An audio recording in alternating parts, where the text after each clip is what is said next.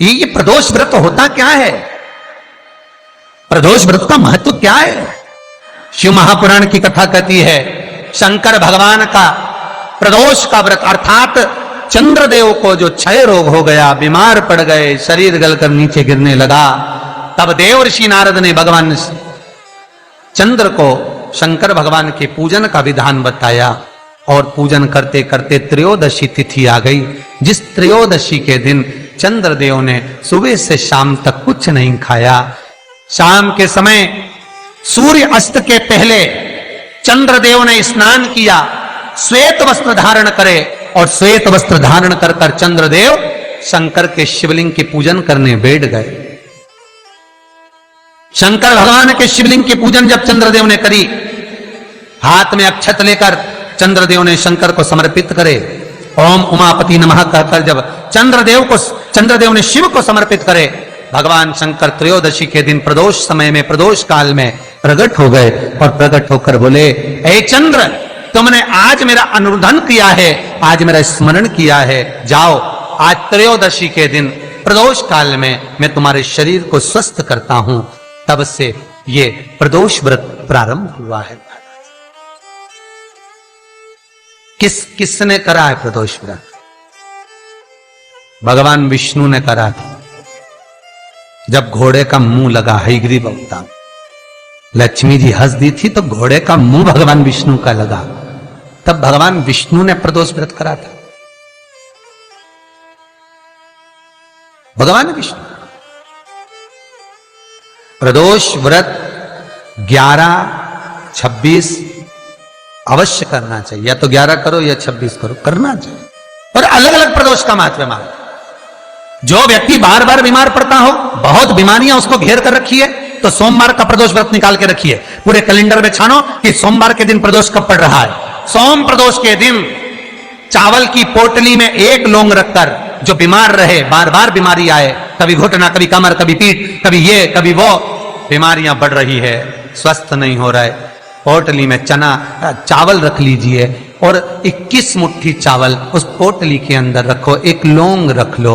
जो बीमार बहुत रहता है, सुबह से शाम तक फलाहार करो, बिना नमक का फलाहार कर कर शाम के समय उस पोटली का चावल शंकर जी के सामने खोल दो, खोलकर चावल पर त्रिपुंड बना दो, बनाकर एक दिया घी का, एक दिया तेल का उसी चावल पर रख दो, उसका स्पर्श करो और भगवान शंकर को नमन कर कर घर आकर मूंग का भोजन, मूंग मतलब हरी मूंग जो आती है, हरी मूंग का बना हुआ भोजन शाम के समय पूजन करने के बाद बिना नमक का पालो। महाराज, जिंदगी में कभी बीमारी घेर ही नहीं सकती।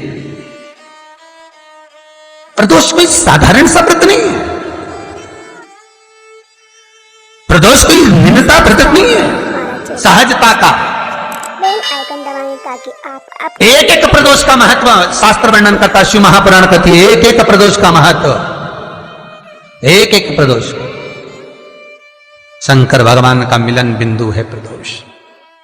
भगवान शंकर पर विश्वास रखकर एक एक पल, एक एक घड़ी, एक एक समय, एक एक नक्षत्र का शिव महापुराण में वर्णन है। यहां तक शास्त्र कहता है कि पीपल के वृक्ष की जब भगवान शिव रचना करे, पीपल के वृक्ष की जब रचना करी गई तो उस पीपल के वृक्ष में भी कौन सा समय किसका है, ये शिव महापुराण वर्णन करती है। सुबह 4 बजे से लेकर 7:30 बजे तक पीपल के वृक्ष में ब्रह्मा जी का वासा होता है।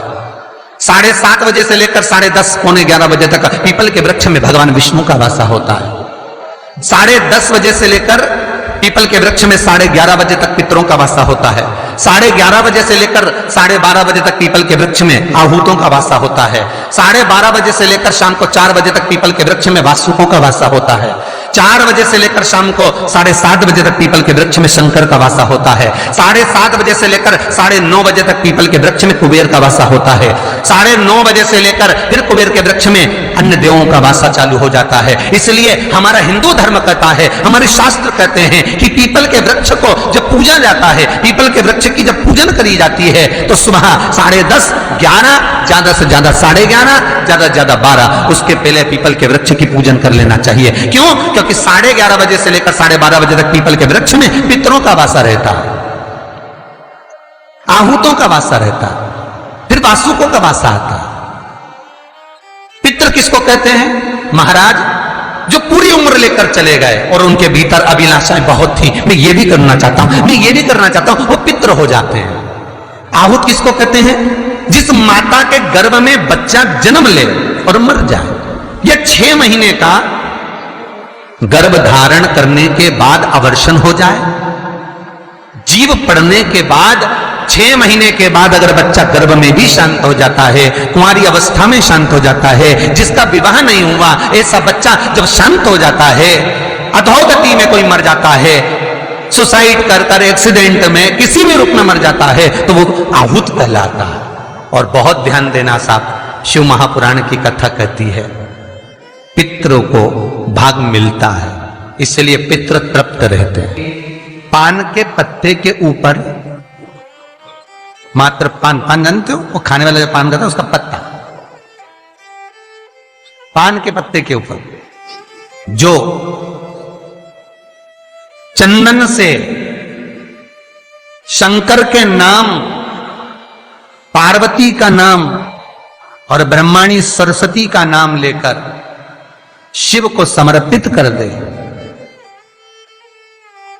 महाराज उसकी भी तिथि बताइए, बड़ी सुंदर है। जब रवि का पुष्य योग पड़े, रवि पुष्य नक्षत्र हो, रवि का पुष्य योग पड़े, उस समय पान के पत्ते पर चंदन से शंकर, पार्वती और सरस्वती का स्मरण कर कर जो शिवलिंग के ऊपर उस पान के पत्ते को चढ़ाकर 5 बेलपत्र 3 समी पत्र समर्पित कर देते हैं, उस बच्चे से चढ़वा देते हैं, वो बच्चा कभी पढ़ने में कमजोर नहीं होता, विद्या में बढ़ता ही पड़ता है। पलटकर माँ बाप को देखना ही नहीं पड़ेगा बच्चे को, कभी भी मां को कहना ही नहीं पड़ेगा कि पढ़ने बैठ, वो खुद पढ़ेगा, रुचि से पढ़ेगा। 5 बेलपत्र 3 समी पत्र समर्पित कर दें, भगवान शंकर का स्मरण करें और उस बच्चे को प्रणाम करवा कर वापिस लेकर आए, बच्चा विद्या में प्रबल होता है। केवल शंकर भगवान के मंदिर में जाकर चौमुखी दिया, 4 बत्ती का दिया आटे का, उसमें घी डालकर लड़की शंकर भगवान के मंदिर में मात्र 7 बार शंकर पे से उतार कर 3 बार स्वतः उतार कर शिव के मंदिर में रख देती है, उसका मंगल आड़े आता ही नहीं है और वो लड़की का विवाह मात्र 3 महीने के अंदर लड़के लड़की का विवाह पक्का हो जाता। मंगल नहीं आता सामने। मंगल प्रदोष व्रत का इतना महत्व है महाराज। श्री शिवाय नमस्तुभ्यं, श्री शिवाय नमस्तुभ्यं, श्री शिवाय नमस्तुभ्यं। 1 लोटा पानी, 5 बेलपत्र, 5 बेलपत्र, 1 शमी पत्र, 1 शमी पत्र, 5 बेलपत्र तांबे के लोटे में जल में डाल लीजिए, 7 दाने अक्षत के आखे अक्षत से डाल लीजिए और प्रदोष काल में, प्रदोष काल जो शाम का समय होता है, प्रदोष काल में भगवान शंकर के मंदिर जाकर पांव में चप्पल पहनकर ना जाइए, घर में घी का दिया लगाकर कलश लेकर शिव के मंदिर में चले जाइए। शिव मंदिर में दिया नहीं लगाना है आपको, केवल घर में दिया लगाकर जाना है और शंकर जी के मंदिर में वो ऐसा कैसा ही पानी पूरा उंडेल कर डालकर शिवलिंग पर आ जाए, झोली पसार कर प्रणाम करिए, शंकर की देहली पर 2 मिनट बैठकर ओम नमः शिवाय का स्मरण कर लीजिए। कुछ देर शिव के मंदिर में प्रदोष काल में, प्रदोष के समय पर, प्रदोष के दिन बैठकर शिव नाम का जाप करें, जल का पात्र वापिस घर में ले आए और बड़े प्रेम से अगले महीने फिर प्रदोष के दिन, फिर प्रदोष काल में शिव के द्वारे जाए, फिर विनती करें, कहीं मत जाना, केवल शंकर की शरण में जाना, उससे कहना, उससे निवेदन करना। मुझे विश्वास है मेरे शंभु पर। स्कंद पुराण कहती है, शिव महापुराण कहती है, अगर आपने 2 या 3 या 4 प्रदोष ही कर लिए तो मेरा महाकाल बाबा आपकी झोली तो भर ही देगा।